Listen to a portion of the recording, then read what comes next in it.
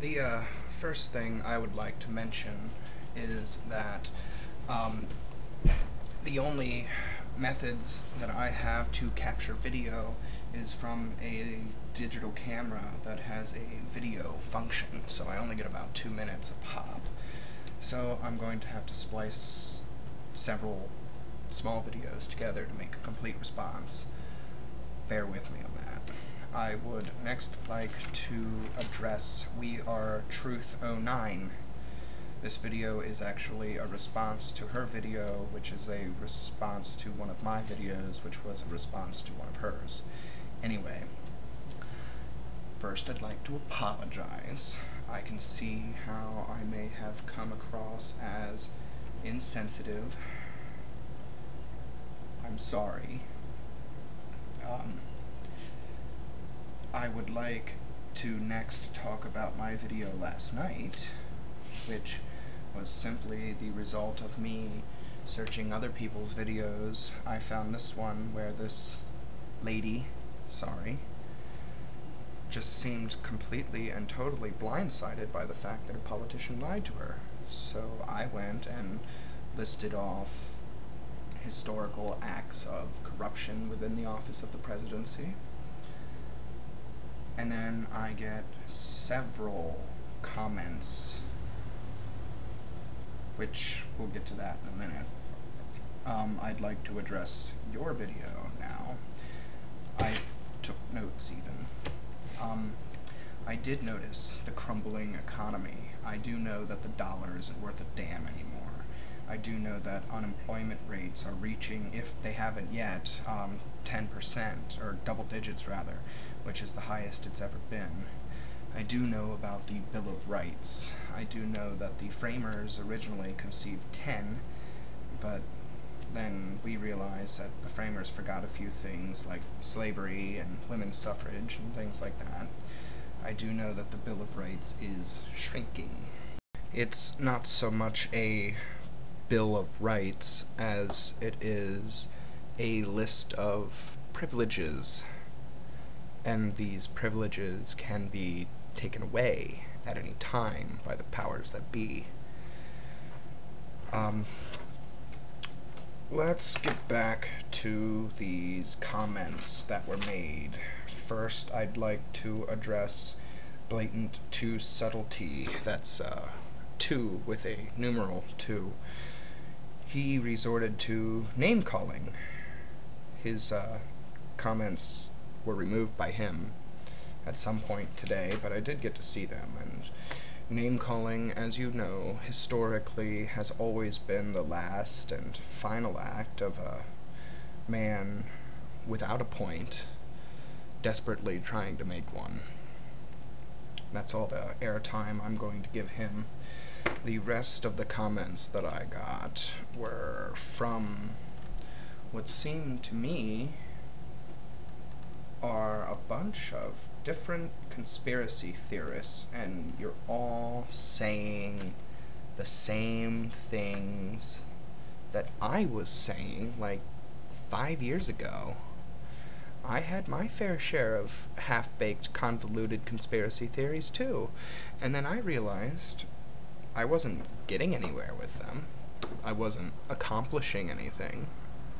So I decided a long time ago to take my game to the next level, and I joined a resistance movement. I'm not allowed to divulge my organization's name to anyone, really, but suffice it to say that my organization has been stockpiling weapons since the Reagan administration. Weapons, food, medical supplies. If it comes down to a backed-in-the-corner situation by the government, I'll be ready to fight for my rights and to give my life. As much as I would love to end, with a complete sentence at the end of every video that I have to make for this response, that alas doesn't seem to be happening. The last point I was trying to make is that I will be ready to fight for my rights and my freedoms, and I am ready and willing to give my life in an effort to topple a corrupt government. The last point I would like to make, I'm going to butcher this name, Rachum100, wanted to try and find about where I stand. I realized a long time ago that it doesn't matter how many parties are in the system. It can be a 2-party system, a 5-party system, a 100-party system, it doesn't matter. As long as there is a system, life's going to suck. As long as there are laws, lawmakers, and law enforcement, nobody's ever really free. You're free to adjust the volume on your car's stereo or to turn up the temperature on your thermostat. That's about where your freedoms end.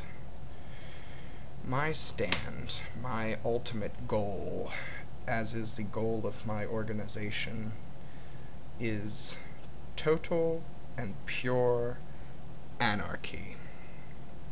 This is where I differ from the rest of you. I know that as long as there are people in charge of other people, there's going to be secrets and there's going to be lies. So if we get rid of that top echelon and put people in charge of themselves, it would make the world a much... I understand that that would mean that people are able to, they're able to rape and murder anyone that they want, and it would be their right to do that, but it would also be the right of that person's friends to rape or murder that person back. It's called a second strike deterrence method. I'm pretty sure that I sound completely insane to you people, as I'm sure you all know that you all sound just as insane to everybody else in the country. You're actually a bit of a running joke in my circles, but that's besides the point.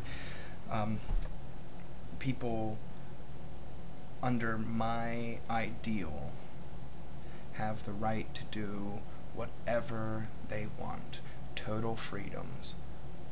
The right to do anything. I have the right to do whatever I want to you, but if you don't like that, you have the right to kill me. That's fair. Your lives aren't controlled by anybody else. It's the way to go, really.